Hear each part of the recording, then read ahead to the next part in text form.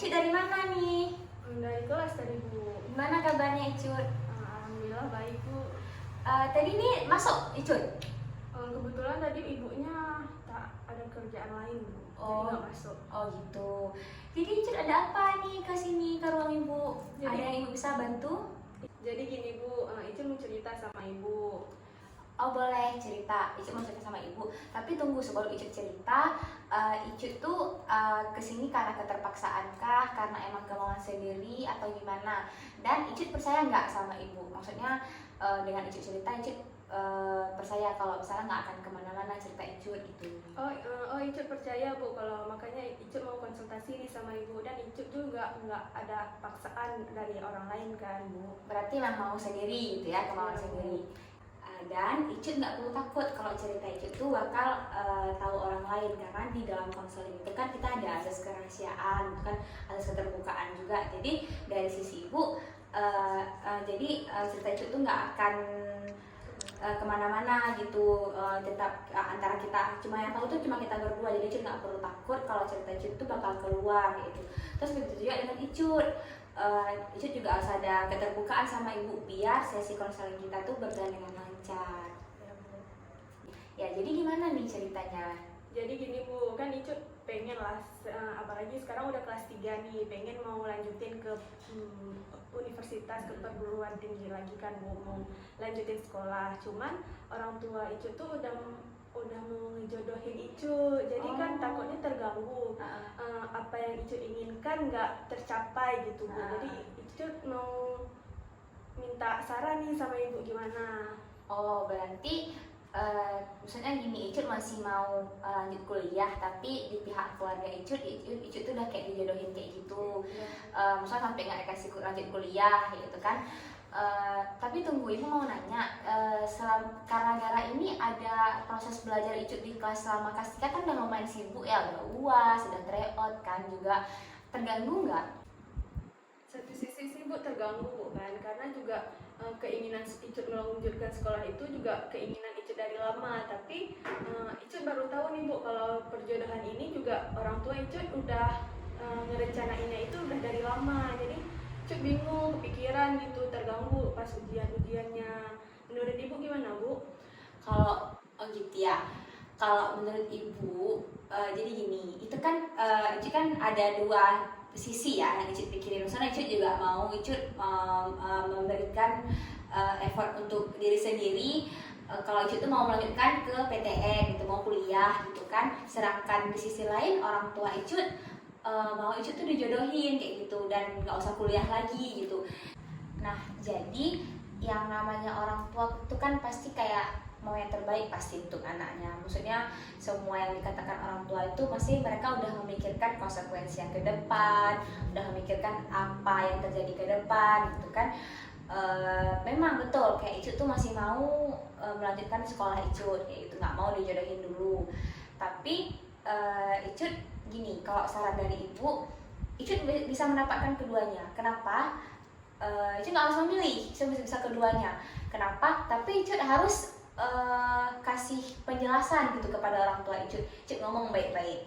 Istilahnya di sini jangan terjadinya miskomunikasi antara Icut sama orang tua Icut gitu. Jadi Icut harus ngomong baik-baik. Icut jelasin kalau misalnya Icut mau udah jodohin, tapi nggak sekarang, ditunda. Istilahnya bukan nggak mau, bukan menolak permintaan orang tua, tapi ditunda gitu. Dan Icut jelasin pendidikan itu penting. Pendidikan itu penting untuk Icut dan untuk keturunan Icut nanti gitu kan.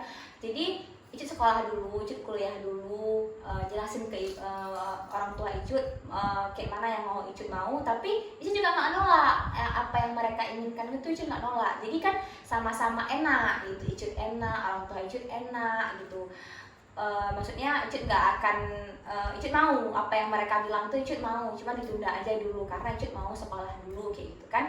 Pasti kalau misal seandainya Icut bilang ngomong baik-baik ke orang tua Icut jelasin konsekuensinya kalau Icut nggak kuliah tuh kayak mana. Apalagi di zaman sekarang kan, kalau kita tamat SMA aja rasanya kayak rendah kayak gitu pendidikannya.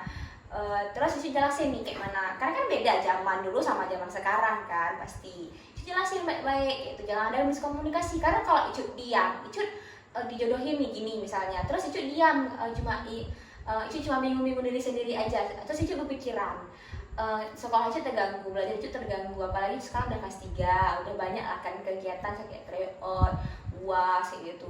Gara-gara berpikiran itu terganggu. Jadi dengan Icu ngejelasin sama orang tua Icu, itu udah sedikit mengurangi beban Icu, karena Icu udah tukar pendapat sama orang tua gitu. Kalau menurut ibu sih kayak gitu yang harus Icu lakukan, karena biar lebih lega kan. Karena kalau kita pikir jalan lain nggak ada, misalnya kan kalau misalnya kita nolak, misalkan orang tua Icu maunya seperti itu, tapi Icu nggak siap, kayak mana kita ngejalanin sesuatu kalau kita nggak siap kayak gitu. Kalau menurut ibu sih kayak gitu. Gimana kalau menurut Icu bisa nggak ngejalanin apa yang kayak ibu bilang tuh? Kayak menurut Icu Bisa aja sih Bu, kayak ibu bilang tuh ke sekolah dulu bukan tunda perjodohan itu. Tapi kalau misalnya orang tua nih harus tamat sekolah nih Bu, harus tamat sekolah. Jadi kan Icu juga bingung kan Bu, mau Icu harus ikutin kemauan Icu atau kemauan orang tua gitu. Jadi disitunya Icu bingung. Oh, berarti orang tua Icu kekeh maunya sekarang kayak gitu. Kalau kayak gitu ceritanya gini, memang betul kayak Icu bilang bingung kan, kita harus kayak mana kayak gitu. Icu nggak mau sekolah dulu. Berarti kayak ibu bilang tadi, Icu ngomong dulu. Icu udah ngomong belum sama orang tua Icu? Saya ngomongnya emang ngomong empat mata kayak gitu belum kan? Ya udah, berarti Icu lakukan langkah pertama dulu untuk ngomong sama orang tua Icu kayak mana nih, kita cari solusi sama-sama. Istilahnya yang orang tua mau tetap jalan, yang pernikahan Icu juga tetap jalan kayak gitu. Pasti ada jalan. Kalau kita udah ngomong empat mata, udah berembuk sama-sama, pasti ada jalan. Karena kalau kita miskomunikasi, tetap nggak ada jalan di situ-situ, nge-stuck di situ terus kayak gitu. Jadi langkah pertama yang harus Icu lakukan itu gitu. Jadi Icu selanjutnya nih kedepannya Icu harus ngomong dulu ya Bu sama orang tua gimana solusinya gitu ya Bu. Misalnya cari pendapat sama-sama kayak gitu, kayak mana nih, maksudnya karena orang tua harus kita jalankan, Icu juga harus pendidikanku Icu juga tetap lanjut gitu. Oh iya Bu, baik. Setelah ini mungkin nanti Icu coba komunikasi lagi sama orang tua gimana selanjutnya gimana Bu.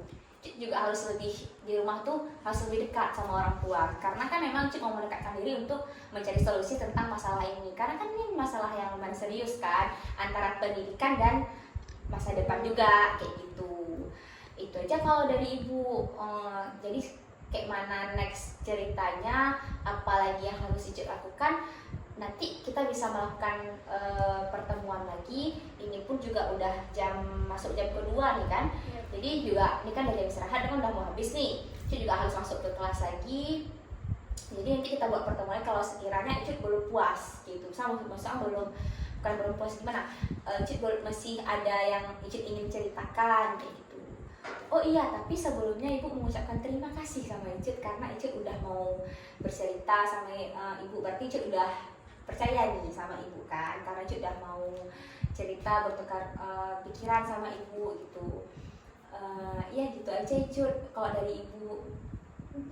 Oh iya Bu, Icu juga berterima kasih nih sama Ibu udah mendengarkan apa yang keluh kesah Icu selama ini. Jadi Icu udah lega nih Bu, sekarang udah bertukar pikiran juga kan sama Ibu. Tapi Bu, kalau misalnya nanti ke depan Icu udah ngomong nih sama keluarga sama orang tua, tapi masih ada keganjal nih di hati Icu, boleh nggak Bu bertukar pendapat lagi nih sama Ibu?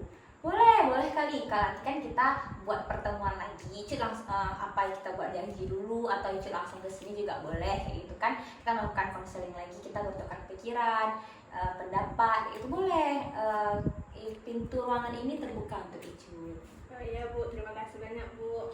Iya Icu, sama-sama. Terima kasih kembali dari Ibu. Oh iya Bu, baik Bu, kalau gitu Icu permisi ya Bu. Ya, Assalamualaikum. salam Icu.